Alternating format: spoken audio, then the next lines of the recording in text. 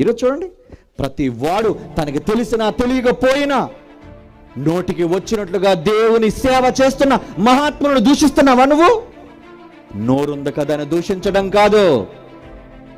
వాళ్ళు దేవుని చేత నీతిమంతులుగా ఎంచబడినవారు. నువ్వేమో నీతిమంతులుగా తీర్పు తీర్చావా వాళ్ళని? నీ రక్తమేమని ఇచ్చావా వాళ్ళకి? నువ్వేమైనా వాళ్ళు ఉత్తములుగా చేసావా? నువ్వెవరయ్యా తీర్పు తీర్చడానికి? నువ్వు ఎవరినైనా నేరస్తులుగా అంటున్నావంటే వాడిని నీతిమంతులుగా దేవుడు తీరిస్తే నువ్వెవడరా నేరస్తులని చెప్పడానికి? అడుగుతున్నాడు దేవుడు. ఆయనే తన కుమారుని పంపి నీవు దుర్మార్గుడుగా దుష్టుడుగా ఉన్న మనందరినీ మన పాపాలను ప్రక్షాళన చేశారండి, ప్రేమించి ఉచితముగా. ఆయన తన కుమారుని రక్తం వల్ల పవిత్రులుగా చేసి కేవలం మనం నమ్మటం వల్ల నీతిమంతులుగా మనల్ని చేస్తే అలాంటి నీతిమంతులు దూషించడానికా తెగిస్తున్నావు? ఎవరిని గూర్చే